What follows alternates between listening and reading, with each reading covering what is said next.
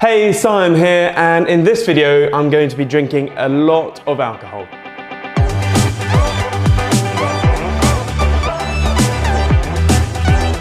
You're probably wondering what the hell all this alcohol is, and the reason being is that I'm a bit of a numbers geek. I test and measure and analyse pretty much every part of my life, from time to productivity to everything really. Over Christmas, I had a few sherries, whiskies and brandies and whatnot, and I realised I have no idea what alcohol I like.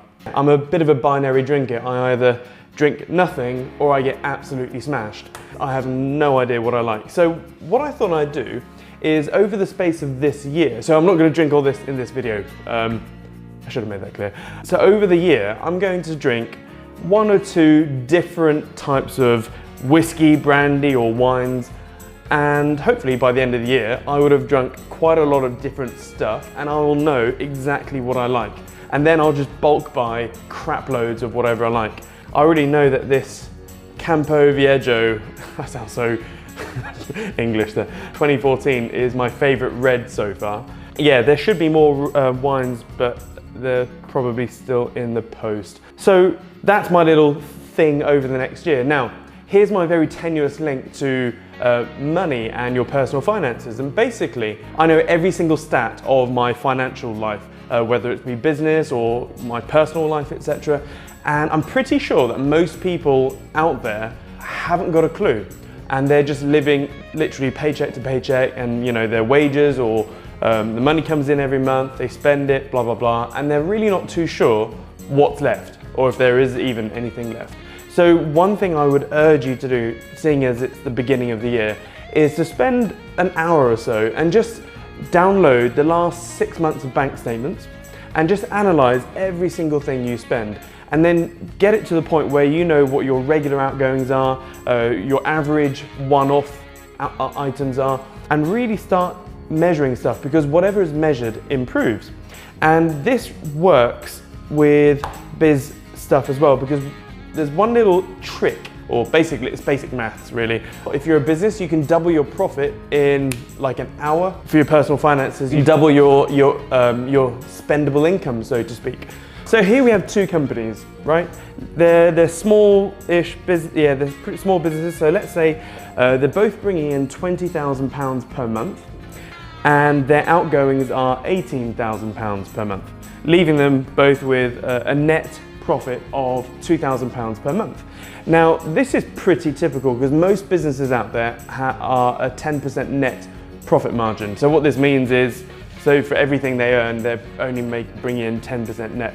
A lot of product-based businesses are like that. Service-based businesses tend to be a bit higher, from 20, 30 plus. But yeah, this is pretty average. And I'm pretty sure that your personal finances, or across the board, is pretty similar as well. If you wanted to double the profit, let's take business A, and it's going to do it, at the beginning of the year, the owner of business A goes, right, I want to double my profits this year. Well, normally you'd have to double everything. So if you double your marketing, let's say you have a marketing pillar or marketing pillars, which bring in your revenue or increase it, etc.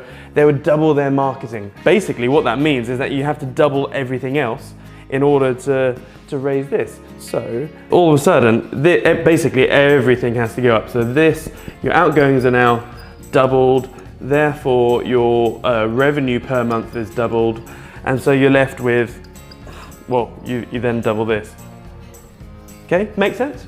Business owner B is slightly cleverer because he knows, or she knows, that if you basically try and scale a leaky bucket, it's like pouring water into a leaky bucket. If you scale a leaky bucket, you're basically scaling your problems, whether it be small problems or big problems. And in fact, if you scale small problems, they do often turn into big problems. So it's pretty pointless doubling your marketing spend if you have an inefficient business. So what business B does is, he first of all makes his business efficient. If you have a 10% net profit margin business, you can double your business in an hour or so, simply by looking at your expenses. Because if you reduce your outgoings by 11.11%, you double your net profit. Reduce your outgoings by 11.11% and you double your profit. So some of you are probably not believing me here. 18 grand a month outgoings. If you reduce that by 11.11%, 1999, so short of 20p. But basically what this means is that you've dropped your outgoings down to 16 grand. Your revenue stays the same, and therefore you've got £4,000 per month in net profit. If you have a slightly higher net margin, so let's say you have a 20% net margin, you'll probably need to reduce your outgoings by about 25%-ish, 23 to 25%. So it really does vary on your net margin. And so going back to your personal finances, I mean, I'm pretty sure most people could just eliminate 11, 12% of their monthly outgoings. Look at your direct debits, your standing orders, the amount of subscriptions you have to Netflix, Sky, your mobile phone, whatever it may be. I'm pretty sure it's not that hard. Just take off a zero, and let's say you're bringing in 2 grand a month and your outgoings are 1,800 quid a month. So all you need to do is reduce your outgoings by 200 quid. I'm pretty sure you can do that, and you'll have double the spending money. So that's a very rough little whiteboard session, and I'm going to have some fun with this brandy. See ya. Over Christmas, I was going through some of the emails from the office, and I came across a funny one. Basically, someone was inquiring to learn how to trade, etc., and then eventually went, oh, actually, I'm not going to bother